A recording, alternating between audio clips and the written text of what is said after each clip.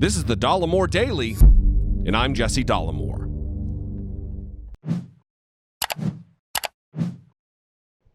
Rudy Giuliani is not what you'd call a modest man. Over the last few weeks, he's loudly shouted into the air that he will forever be known as a great American hero. He's proclaimed that it's his job to be a disruptor in the world. And he has painted with a very broad brush a portrait of himself as the world's greatest prosecutor of corruption and crime. Rudy Giuliani is 100% Rudy Giuliani's favorite person. Chances are that the only reason Giuliani married his cousin, which is true, is because that's as close as Rudy Giuliani could come to marrying himself. Unfortunately, Rudy Giuliani is about to be very disappointed in himself because, as it turns out, he got played badly. Have you noticed that Rudy Colludy, a nickname I'm dying to have stick to his sweaty bald head, is uncharacteristically humble about the business he's been trying to get off the ground for years now? Like a bashful little saint, in his recent interviews, Rudy Giuliani has not once mentioned that he has been working in Ukraine for years now, in his own firm called Giulianis Security and Safety. Instead, he keeps repeating that he went to Ukraine to work on a corruption investigation in November 2018, which he ended in March of 2019. But that's not the complete picture of Rudy Giuliani's big Ukrainian adventure. Ever since his failed presidential bid in 2008, Rudy's been desperately trying to cash in on his name and trying to pivot to some semblance of legitimate business. His latest transformation? Apparently, he's a cybersecurity expert. Now, considering the fact that Giuliani's official website itself is not secure, he's been made a laughingstock of the cybersecurity world. To use an analogy I'm sure he'd appreciate, Rudy Giuliani is to cybersecurity what Hunter Biden is to oil and gas. Now, here's where things get real interesting.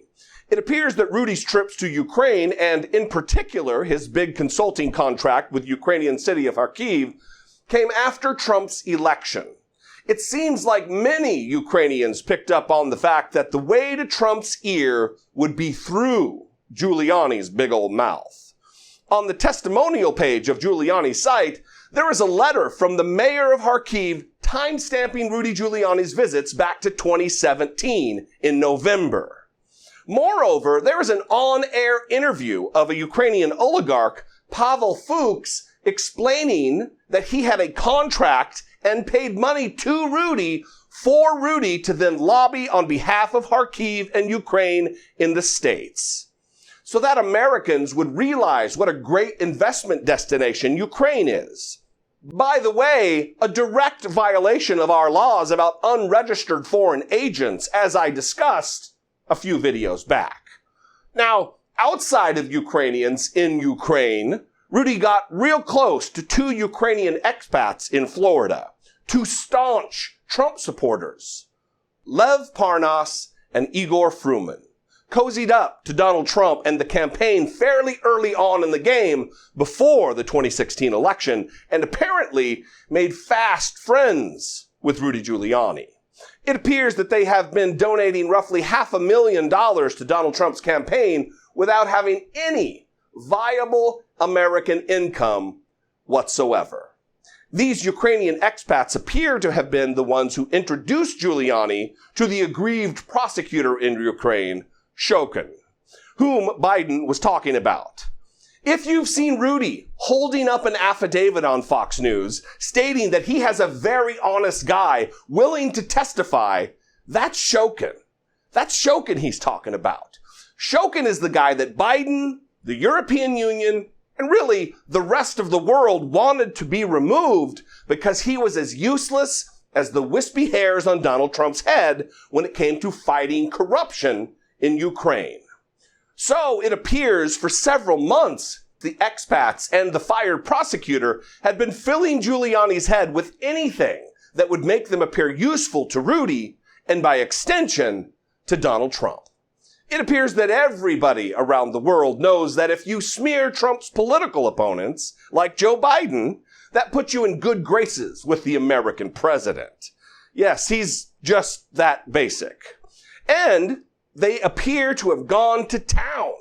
Keep in mind, one of the reasons Rudy Giuliani got subpoenaed by Congress is for records of his conversations with the expats and anyone else who kept insisting Biden was dirty. All of this is about to come out, assuming that Rudy honors the subpoena. Now, it was pretty dumb of the Biden campaign to demand that major networks stop booking Rudy as a guest. Rudy is the smoking gun in the impeachment hearings, and we don't want to only get to see Giuliani on Fox News. Because the anchors there, they're afraid to ask one simple question that would completely unravel Giuliani's sloppily constructed case against Joe Biden. And that one question is this: what Ukrainian law do you think Burisma violated in hiring Hunter Biden? Force Rudy Giuliani to name one statute in Ukraine that would warrant any investigation of Hunter Biden whatsoever. And if Giuliani can't name one, he needs to stop insisting that the Bidens be needlessly harassed. Unless he's forgotten, there are plenty of people in this world who get paid a lot of money for things they have no business doing. Yes, hacker Giuliani, cybersecurity nerd wannabe, I'm talking to you, brother. But all in all, I think Giuliani knows that he's been duped and that he's been fed a bunch of innuendo and essentially Ukrainian palace intrigue in order for con men to cozy up to the American president. But because he's a dishonest troll, Giuliani is doubling down on Trump's talking points and is digging his heels in deeper and deeper. Giuliani has one small request for the American people. Would you give me credit for having a nose for corruption and crime? Would we give him credit for having a nose for corruption? Yeah, Rudy, but it's like they say, whoever smelt it, dealt it.